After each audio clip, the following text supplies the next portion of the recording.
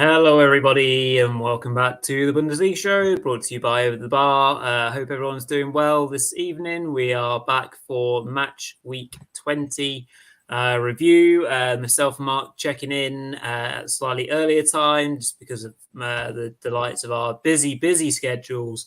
Mark, how was your weekend? You were off in the fair state of Ireland, weren't you?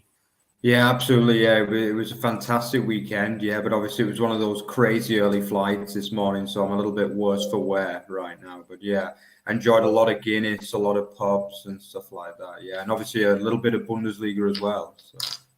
Yeah, well, it's always tricky one trying to find time when you have those sort of weekends. I absolutely love Dublin. I was there this time last year actually, so very jealous of the fact that you're over there. But I had a lovely time as well. I was away in York for a long weekend, so yeah, really busy, too much drinking. I broke my dry January spell. I made it all the way. So there we go. It was a tricky one to get through that.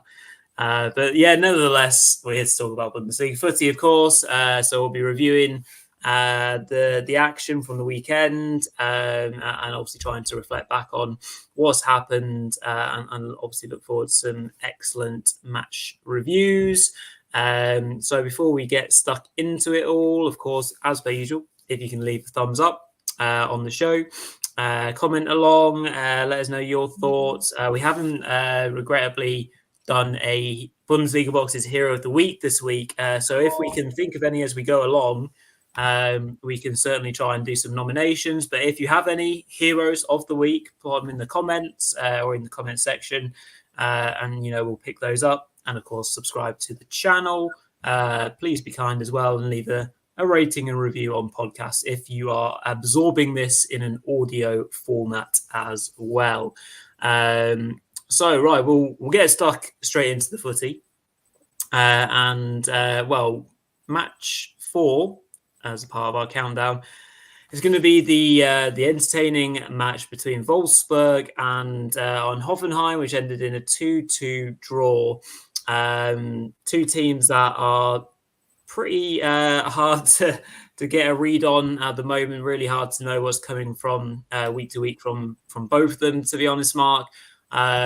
Which is probably why it pitched up to be a really entertaining game and a draw in the end.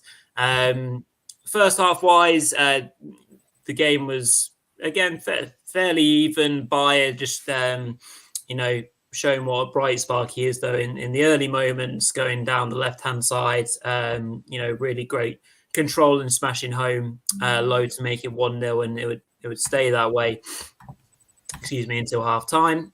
Then Wolfsburg made some changes, so Kovac rung a few substitutions, and one of them was exceptionally profitable as Meyer got the first of two of his goals, this one being a nice little move, which is set up by Wolfsburg's new man, Kevin Behrens, of course. He teed up the effort to make it 1-1.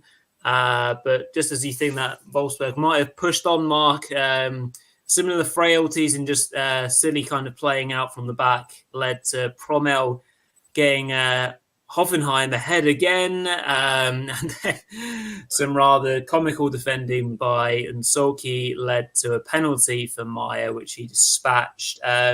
What did you make of this one? Obviously, I'm presuming you've only caught the highlights recently as well as me because of our busy weekends. But yeah, it was a hard one to nail down this, but probably a draw was a fair one, even though it was very entertaining in the end.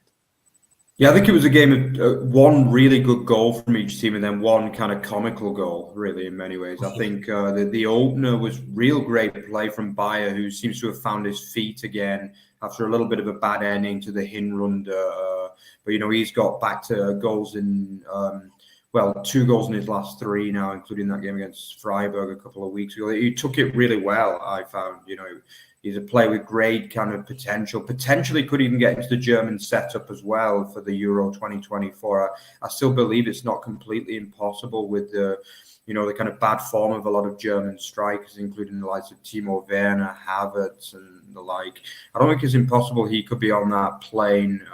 Well, I'll say the plane in June. Won't he? But yeah, that was great play from him. The equaliser was a beautiful goal, by the way. I've got to say, Behrens was fantastic. I thought he was really good in the game, and I was a little bit sad to see him transfer to Wolfsburg actually, because he's a kind of player of the old school, Union Berlin, Zweite Bundesliga, and this is like his first kind of fashionable club really that he's ever played for, and it does seem a little bit weird to see a man go from like super traditional clubs like Union Berlin to company clubs like VfL Wolfsburg. So that was funny to kind of get used to that, but his assist was really nice with back to goal.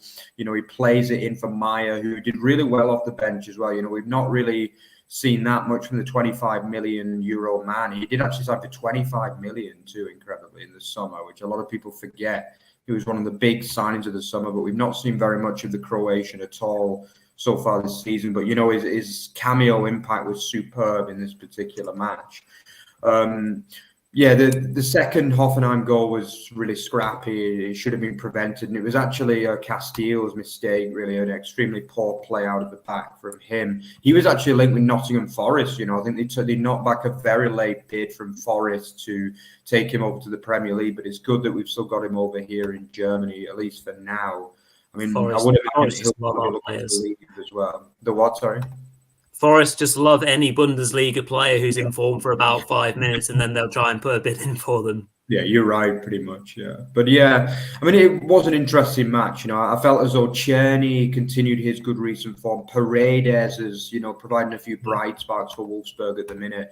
The thing with Wolfsburg, they're just a frighteningly inconsistent team, aren't they? I mean, at times they look really good, but at other times you just think, what are they doing, really? But it's still hard, as crazy as it seems, after 20 games this season, I still don't know where their season's going to go this year, really, because they've been so inconsistent, and at times in that second half, you think these look a real team, but then at other times they look poor and lackluster, so it is hard to tell. I think the similar kind of situation for Hoffenheim too, because, they played well in the game. I think both teams played pretty well in this game, in truth, but it's just the fine-tuning.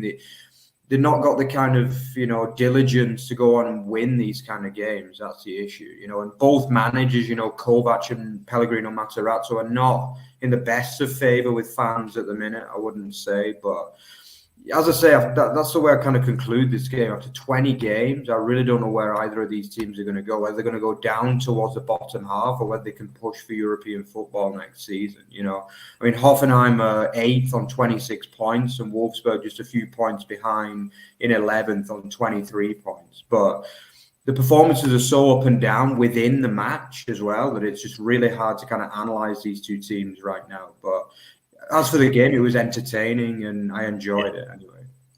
Yeah, it is hard to put a finger on where either of these two teams are. And it definitely presents further opportunity for the likes of Heidenheim and Werder and even Augsburg to push above them, really, because, they're showing consistent levels of performance and a bit more clarity on the way they're playing. Hoffenheim's form has completely dropped off a cliff. Obviously, Wolfsburg have drawn their first 4 matches of 2024. So naturally, that's not helped them in that sense at all. So it really opens things up. As you say, hard to understand where either of these two teams are right now. No great confidence that either will push on, but you could equally, see the talent in both squads could easily push them up if they just get a little bit more clarity and consistency. One funny statistic that I came across or figured out myself, so this could be wrong, but I don't think Wolfsburg has scored more than 2 goals in a game in the Bundesliga all season, which obviously when you think about how Wind's been really effective for them and they have the talent going forward, this is quite statistic for me. So hence why they probably haven't won enough games, because they haven't been able to kill off their opponents and have been drawing quite a lot of games recently. So that's obviously an interesting one for me. Evening to Moritz and Ballum tuning in. Moritz will definitely come to your boys Köln in a short while. So hopefully you look forward to that and enjoy that chat with us. And Ballum will try and answer some of your questions as well in regards to the next match vlog that's coming out soon as well, and some tasty Pokal games to come midweek as well, which we'll definitely get to, but we'll just turn our attention to the next game of our featured four, and then we'll maybe do some questions to break up the show, and some predictions we'll do some point. Bayern 3, Gladbach 1. The Gladbach hoodoo, well, at least this season mark is over, or has certainly not come to pass. Bayern doing the double over them, amazingly, which seems an odd thing. First time that they've won both home and away over Gladbach since 2018-19. So, the hoodoo has been lasting for quite a while. But yeah, Bayern good for their win, do you think, Mark? Obviously, you can maybe talk us through this one in terms of how the game went, but another impressive outing for Pavlovic and co. Yeah, I mean, this was another interesting match in many ways. I felt as though Bayern started really well. I think Thomas Müller was superb in the game, by the way. I think he was probably man of the match for me in this one. He was dangerous early on in a rare start. Sane probably should have had 2 goals in the first 20 minutes or so. Yeah. He's, not quite finding the finishing touch at the minute, is he? Which is a little bit worrying for Bayern. But yeah, I did like the midfield of Goretzka and Pavlovic as well. Pavlovic is looking like one hell of a player, by the way, really. I mean, they're talking about him getting called up for Germany as well now. Another one that could get in the squad ahead of the Euros, And they're looking quite good through the midfield without Kimmich, by the way. I mean, I've been saying the whole season that I've just not been impressed with him at all. And I think the last, 2 performances really have kind of justified that. They've scored 6 goals in those 2 and he's been missing. Last time he played, obviously they got humbled at home to Werder, didn't they? So, I mean, that kind of sums up his season in many ways. I mean, as for Gladbach, I mean, again, early on, Neuhaus had that chance, didn't he, which was really unlucky to go wide. And then, obviously, it was actually a Neuer mistake, really. And again, a poor play out of the back, which ended up being well intercepted by Elvedi. I mean, what was he doing so far for? But, good player with hit between him and Player ended up, him and Jordan, I should say, ended up resulting in a real good finish into the back of the net from the centre half. So respect to him. You were starting to think at that point, are we going to see this hoodoo strike again? Surely not. But I actually tipped a draw in this game because I just felt as though the hoodoo would strike again in this one. But Bayern Munich, it was a bit more like the old Bayern, that they found the leveler very soon, didn't they? And this was the goal of the match, really, the equaliser for Bayern Munich. It was great play from Müller, who played in Pavlovic well on the far side, who finished really, really well into the back of the net just before half-time too. So, if they had gotten at 1-0 down, who knows what could have happened in this game. And then I actually thought Bayern started quite poorly at the beginning of the second half. You were thinking, come and give us a bit more, go and get the goal. And it was actually, unfortunately, an error from goalkeeper Nicolas, who was so good last week. But he gave he dropped a clanger, let's be honest, there, right on the head of Harry Kane, who probably scored one of the easiest and scrappiest goals of his 25 so far this season. But yeah, I mean, that was disappointing in some ways also for the title race, because, it was getting again to that point. Bayern Munich at home recently just haven't been that convincing at times. And, once again, it got to 70, 72 minutes before they were able to get that decisive goal, which has been happening too many times by their standards this season. And in this case, it was an error from the young keeper, who has been improving recently, by the way, Nicolas. I think last week he was ridiculously good, really. But obviously it was an error here that gave ultimately the winning goal. Then obviously just a free kick comes in late on, a De Ligt, out of favour De Ligt, really, who's been able to get back in the team as a result of Kim's participation in the Asia Cup. with a classic header. Really, he does like a goal from centre half, doesn't he, De Ligt? But yeah, I don't think it was a great Bayern performance at all. But it's another win. It keeps them 2 points adrift of Leverkusen. Obviously, one also very standard win in Darmstadt as well. After that double from Nathan Teller, yeah. But I think Gladbach. Yeah, well, what can you say about them, really? I mean, they're another team. It has been a bizarre season in some ways that some teams, even after 20 games, you don't really know where they stand right now because they're just so inconsistent within matches and also from game to game, aren't they? I mean, they were so good against Stuttgart, that opening game, of the Rückrunde.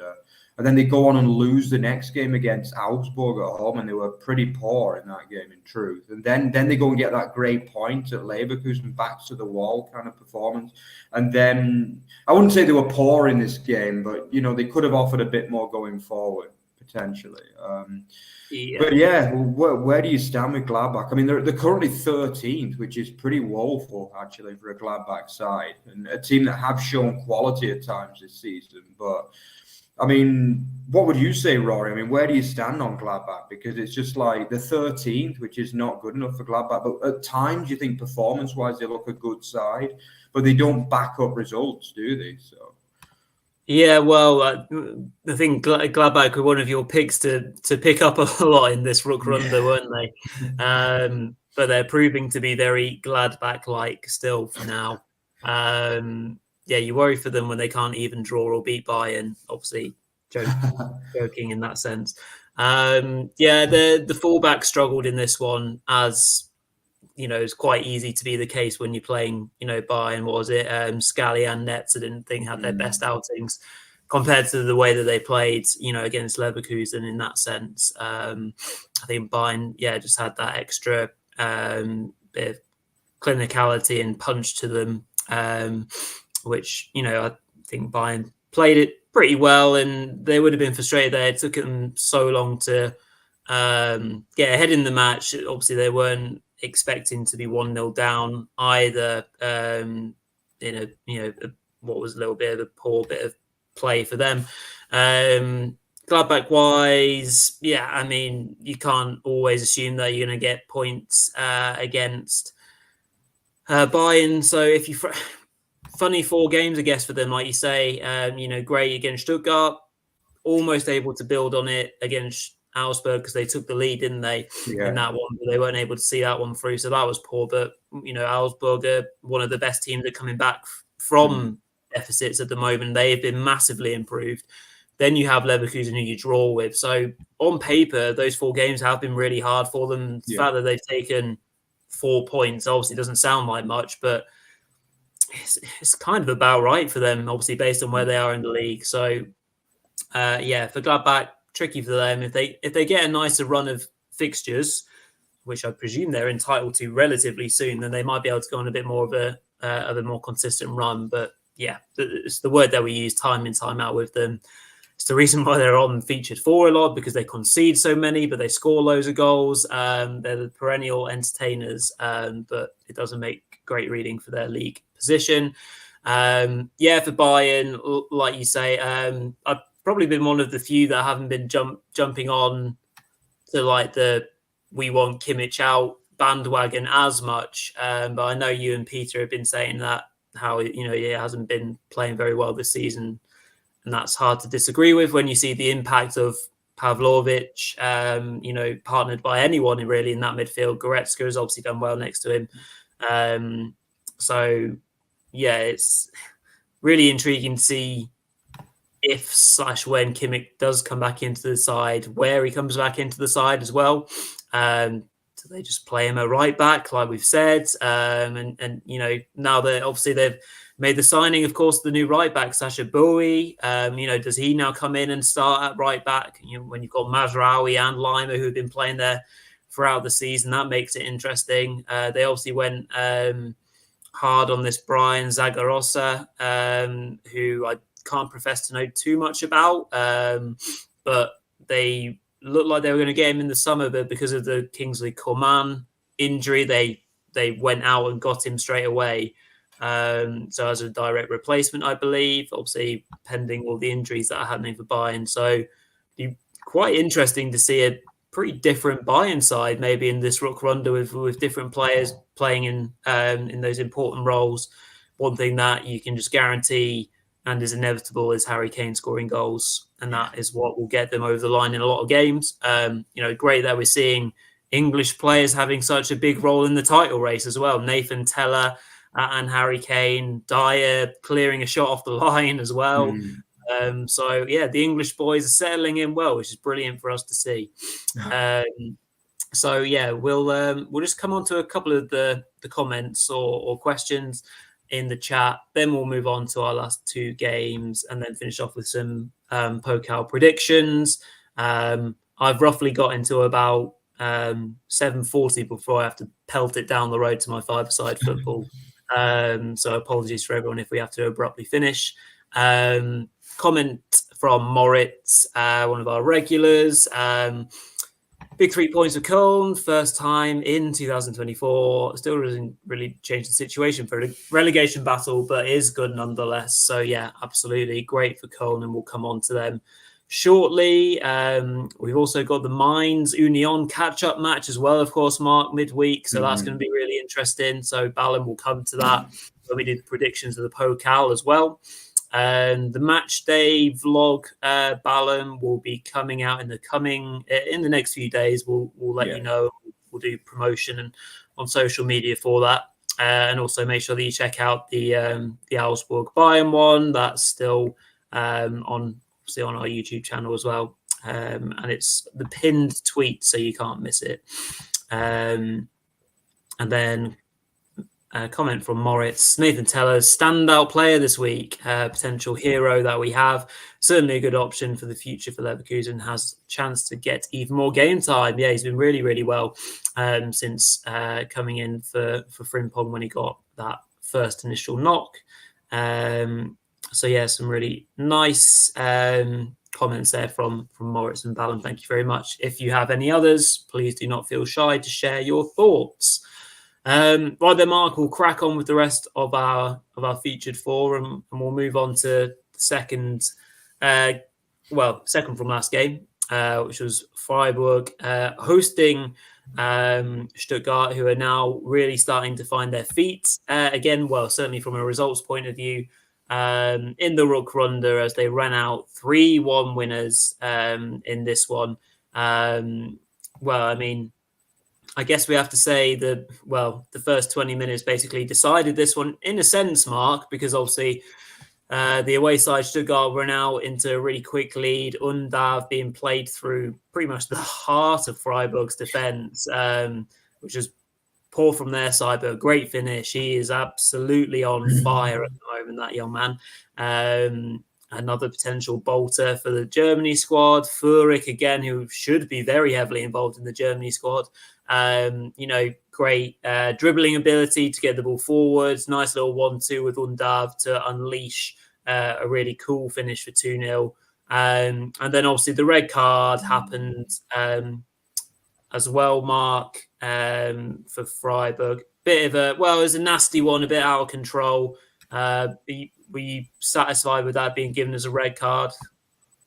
Yeah, I thought it looked worse than it was because he kind of slipped, in my opinion, as well. So it looked like he followed through, but it was definitely a red card. It actually looked like a really bad tackle, I thought, on the replay. It was one of those that I think the replay made it look like a leg breaker type one, to be honest. But I think he slipped, in my view. I think it was a bad tackle initially, but then he kind of followed through as well. So Mittelstadt was really lucky. Obviously, he went on to score the third goal as well, ironically. But at the time, it looked like, oh, God, he's going to get injured on the back of that because he went down very heavy and stuff. And it was definitely a red card. That was a no-brainer of a red card. But obviously, he's a young man rule. He's a man who's had a brilliant breakout season so far, probably one of the big breakouts of the last, of the season, really. But this was not a good moment for him, and he deserved the red card. I would imagine he'll get a 3-match ban on the back of that too, because it was dangerous, it was reckless, and he deserved the red card. But I think Freiburg deserve credit for the way they came back after that, because they could have lost 5-0. It's the kind of well, they did lose 5-0 in Stuttgart earlier in the season, but when you were watching that, you were thinking, my God, they're just getting killed completely killed. Like, they were down to 10 men. Stuttgart really hit it in that first half an hour. Really, they were absolutely ridiculous. Really, like, as you say, Undab is a confidence player, and on the back of that hat trick, he looked like you could get another hat trick in this game as well, to be honest. But he got the important one, the key goal. I thought Wagnerman was dangerous in this game too. He missed a few chances, and it just seems that everything that Sebastian Hoeneß is doing is working at the minute. Really, I just think, obviously Rouault came back in after. He's another one that's been kind of in and out of the team this year, but he's been hit and miss a bit. But he was good in the game. Even Stergiou got a start in this one. He's not, he's been very much a kind of bit part player. Obviously we got the news that Zagadou was injured for the season earlier in the week, which it was a blow, but you didn't really see that. Okay, they conceded a goal off a corner, which is normally the kind of thing that Zagadou is strong on. But, I mean, still, I felt as though it was a very strong performance from, I'm not going to say, well, it was definitely a makeshift defence. Two of those players wouldn't normally start in that position. They're going to have Guirassy back for the next game as well. Obviously, he's out of the AFCON, potentially even to unleash him against Leverkusen in the Cup as well, which should be interesting. But the trouble is with them, I mean, Undab is just so good that you don't even need Guirassy at the minute. That's the problem. It's like he's going to have to change the formation to fit Guirassy back in. So, I mean, I'm not even sure whether it's that good of a dilemma, incredibly, because, I mean, the last two performances have been really high quality from Stuttgart, really. 8 goals against Leipzig and Freiburg. It's just doesn't get any better than that, basically. Two of the teams that have been known as being two of the best defensive teams in the league for the last 3-4 years, really, and you put 8 past them in 2 games. So things are really hotting up for the team, and you're looking at that table at the minute for Stuttgart, and you don't see how they can't get Champions League at the minute, because the thing is they've come through a lot of hard games recently too. In the back end of the Rückrunde, they played Dortmund, they played Leverkusen, they played Bayern, then they played Gladbach, then they played Leipzig and Freiburg away from home. And Freiburg don't lose many at the Europa Park Stadion at all. And it's just, you're looking at that now, and they're another team that have earned the right now to have a nicer fixture list. Just a quick glance at the fixture list, and they've got Mainz next week, then Darmstadt.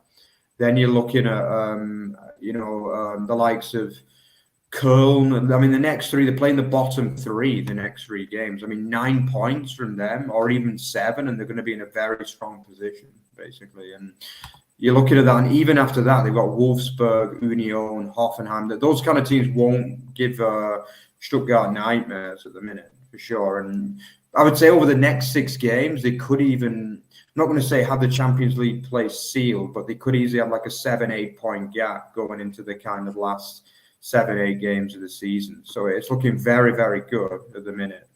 We know that they've finished with some hard fixtures as well. They've got the likes of Bayern and Leverkusen in the run-in, and also Dortmund away. So that could be a problem. But they've got to just keep going, just enjoy what they're doing. They've got the Pokal game. But I still feel as though the Champions League will be the kind of main objective here, because you can't expect to turn this Leverkusen team away from home. But if they do that, they'll be favourites for the Cup as well. So you just got to keep enjoying it, because, the football is just scintillating. There's barely been a bad player in the entire squad this season, and it's just been great to watch. It's not only the results. It's not like you're grinding out 1-0 Sam Allardyce type wins. The football's just been brilliant. The goals, the entertainment, the atmosphere. It's just been a kind of dream season for Stuttgart. So I'm sure you agree, Rory, really. Yeah, it's starting to really catch fire, isn't it? And awareness across Europe is really spreading about this German team, obviously, who people will know because, Stuttgart being such a historic, famous German side, but probably won't know the recent history of how much, obviously, Stuttgart had struggled. But, the season has been an absolute joy to watch and see unfold, and long may it continue with 20 games in, but there's still a long way to go. But as you say, fixture-wise, the next 3 to 5 games look pretty presentable. Take away the Pokal focus just for a minute. Players that have come in, like you say, Mark, have done a really good job. Naturally, I think we will miss Zagadou from an aerial presence point of view. I think because Freiburg are really strong at that as well, it was noticeable, but as you say, Ruo and Stergu did a really good job. I think, was it Stergu who had a header cleared off the line at 3-1, I think, with 5 minutes to go, roughly speaking. So, again, showing good positional awareness. If that goes in, you've got a bit of a tetchy finish to the match. And, Mittelstadt, come in as a cheap alternate at the start of the season and now looks irreplaceable, even though you'll have Hiroki Ito coming back into the team or the squad at some point at least after the Asian Cup. And as you say, you've got Girassi coming back, you have Woo Jong-yong coming back eventually as well. The fact that they have kind of survived this spell of missing some of their big players, and the fact that they're taken 6 out of 12 points, but those 6 points have come against Leipzig and Freiburg rather than the first two fixtures, which obviously Gladbach and Bochum, you just assume that they won those first two, but maybe struggled against the latter. But it's completely the opposite way around, and the performances have still been of real high quality. But yeah, Freiburg, Mark, I mean, the match was fairly ill-tempered, wasn't it? Obviously, with the red card, quite a lot of bookings, quite a lot of little scraps in the pitch. But I think Freiburg, from a consistent point of view, have been a lot higher up performance-wise than your likes of Hoffenheim and Wolfsburg and the like. So I think, regardless of this match, I'm sure they'll recover and be up with the likes of Frankfurt for those European spots, but just a day to forget for them, and with the red card ensuing as well. Yeah, it's been a funny season in some ways for Freiburg, because it's not been a lot of people are talking as though they've dropped off a lot, but they're still 7th in the league at the end of the day, and that will give them a Conference League spot. Yeah. And European football, like 5 years ago, was seen as a distant dream for Freiburg, you know what I mean? And obviously they've had 2 back-to-back years of it, not only European football, but obviously Europa League group stage as well, and knockouts too. And they've been close to Champions League in both of those seasons. They've made DFB Pokal finals during that time. It's been a dream previous 2 seasons for them. This season hasn't quite been dream level, but it's not been bad by any means. And I think it's just defensively they've dropped off a little bit for me. They have had a few injuries, and I think maybe the fact they're playing Sildilia and Makengo is maybe a little bit too attacking at times. I think the fact that obviously Gunter came back in this game, by the way, he made his return, that's going to be a big, massive boost to them, because they've lost that defensive stability a little bit. That's the problem. And, in the past, they would never have conceded 3 at home. It just was unthinkable, And I just feel as though this season, if you look at the numbers as well, they've conceded 34, which is the most in the top half. I think that says everything, really. And that's not typical of Freiburg at all. And they've not been poor. The fight's still there. There's a lot of positives to say about them. And they've obviously had Roll as the breakout star too, which is massive for them. But it's not been a vintage season. But at the end of the day, if they get top 7, it's still a very good season for them. And at the minute, I would say that they're still a step above the likes of Hoffenheim. Werder are the ones that are coming at the minute, though. Werder Bremen are extremely impressive at the minute. They've got a mixture of tenacity and quality at the minute. They're the team that incredibly you're looking at and thinking maybe they could even get the 7th spot. So that's going to be interesting to see, obviously, those kind of Europa League and Europa Conference League places by the end of the season. Yeah, no doubt. There's some good young players coming through at Freiburg, so I think there's a decent enough mix. Based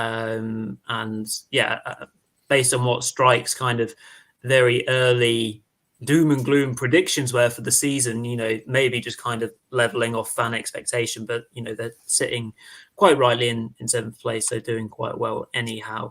Right there now, our final game of the countdown. We're going to be paying tribute to a very rare but a very welcome win for the Billy Goats, who hosted Frankfurt on Saturday evening and came out 2-0 winners. Mark, pretty an even first half, of which there was only one real kind of outstanding chance for Thielmann, I think it was, who obviously was played through on goal, narrow angle, shot just wide of the far post. I think maybe Trapp got a little hand to it. But yeah, pretty even, not many chances in the first half. The second half is where we got a fair amount of drama or a fair amount of points to discuss. Well, no more so than the spell that led to the first goal, which saw a very clumsy and poor second yellow card from Gumu, who has been obviously one of the players that have been keeping a good eye on. He's been doing really well going forwards for Frankfurt. But on a yellow card, he gets done down the line and literally rugby tackles the player to the floor to get a second yellow card. And from the following free kick, a bit of a melee of kind of chances, and it leads to on loan from Frankfurt, Ali Du, to get the crucial goal and get Köln ahead, to which he didn't celebrate. So fair play to him. But I'm sure there was a lot of celebrating around him. And then, they obviously got themselves, they got themselves in front, Mark, and, it's a really important phase for them to survive. But then, obviously, Jan Thielmann came to the fore as well after a poor bit of play by the Frankfurt defenders. I think it was Smolicic who gave away possession inside the Frankfurt half. And Köln, broke really well and really quickly and set up that final goal. And it was a great finish as well to make it 2-0 and kill the game. Frankfurt still had time to get another man sent off. Was it Tutor or Buta? Tutor off, yeah. Tutor, yeah, sorry. Well, getting them confused. Late on as well for another two booking offence. So let's start off with the home side, Mark. Obviously, huge win for them. Obviously, from an aspect of relegation, it keeps them in that relegation playoff spot. However, they're now 2 points off of Union Berlin, albeit Union have that game in hand. But it just makes it feel a bit more in touching distance for the home side and for the Billy Goat. So, who impressed you in this one? Or was it just a case of catching Frankfurt short and making the most of a couple of silly individual player errors? No, I think they played well, really. Yeah, I think this was more like a throwback kind of performance from Köln, under the lights in the top Spieler on Saturday evening. And I felt as though they were very good, really. I think Thielmann has not really kind of done himself justice before this game as a number 9, probably because it's not his natural position. He doesn't really have the kind of physical prowess to lead the line. But in this game, he was really good. And as you say, it was a very good save from Trapp early on, actually. It was a save, that one. And he did well to hold his nerve. And then the finish was superb for the second goal. Alidou, I see that Moritz has already mentioned him. I thought he was superb, really. I really enjoyed his performance. He was... obviously the man, the Frankfurt man as well, he didn't celebrate after scoring. But I think that's a bit sad, really, in some ways, because he's never really been given a chance there at Frankfurt. And if I were him, I would have celebrated there. But hey, respect him for not doing. But yeah, the performance in general, another man I want to mention is Lubicic. I enjoyed his performance. I think he's a man that's completely gone off the radar, because I don't know if you remember, Rory, but back in the days of, the heydays of Steffen Baumgart, he was a key player, actually, Lubicic. I used to really rate him, especially in the season when they qualified for the Conference League. But he's dropped right off the face of the earth, really, the last probably year, really. He had a really poor 2023. Although he did have a few injuries as well, but still, he was good. Martel, I felt, was good as well. And as I've said before, I do like the kind of centre-half partnership between Chabot and Hubers. I think, despite being relatively limited, they've had good seasons, both of them, in my view. And Schweber also. But respect to them. If Cologne want to stay up this season, that's what they need to do, basically. They need to repeat this kind of performance in just about every home game between now and the end, because we know that they've not got that much quality in the side. They're not going to win games through individual brilliance, on a regular basis. But this was a performance that made you think, maybe they could do the miracle. I think Petre's already written them off. He said a few weeks ago we might as well consider them down. But if you look at that table right now, it's not looking that bad for them, incredibly, especially considering what it could have been by this stage. But obviously they're on 15 points, actually 4 points clear of the bottom two. So I actually think if you gave them the relegation playoff spot, they would actually take that right now. I really do believe that. I think, that wouldn't be that bad for them. But obviously, they're only 2 points behind Union Berlin as well. So, obviously Mainz play that Union in that massive 6-pointer as well this Wednesday. So that's going to be worth taking note. But that it's been a very good 2 weeks for Cologne. They were bottom 2 weeks ago, and now they're third from bottom and 4 points clear of the automatic relegation places. So let's give them credit. This was probably their best performance of the season. I don't know if Moritz agrees or disagrees, but I would give them this was their best performance of the season, in my view. I think they played really well in general, defended solid. Okay, Koch did miss a big chance as well in the first half from that header. Yeah. He probably should have put that away, but in general, it was a great performance and they deserve a lot of credit for it. As you mentioned, I do think that the new manager Schultz has made a change as well. He's improved them in the 4 games I've seen. Obviously, we don't want to criticize Baumgart on the show because he's like a cult hero on Over the Bar show, but it did seem as though he kind of got a little bit stale by the end. He just didn't know how to get the best out of what was a pretty underwhelming roster, really, in truth, and maybe it was time for a change. And I think there has been improvement, really, especially in the last 2 weeks. And they've actually taken 5 points from the 4 games since they came back from the break. So, performances have been improved. So we'll have to see, they probably still will be down there. I don't think they're going to start climbing up the table like really fast, but promising signs for Cologne. Yeah, absolutely. And I think the likes of Lubcic and Thielmann come into the fore in this game. Obviously, really important to note because those two are Bundesliga level players because they've proven it before and they're able to do that. I think the likes of, without pouring, too much hate or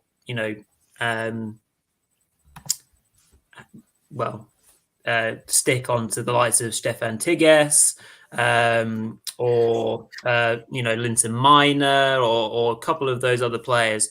They're not Bundesliga level players. But Lubcic is, Thielmann is, Mark Uth is a player who's done well in recent seasons, and David Selke, regardless of what we say about him, he will come back into the team because he is a striker and he holds up that ball and he will get onto those sort of kind of crosses. So, obviously interesting stuff for Köln and hopefully their recovery can continue.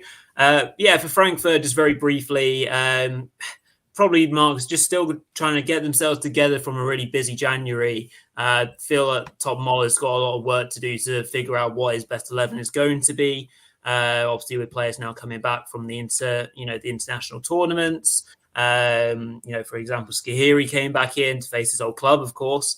And he'll settle into the team again. Chaibi, of course.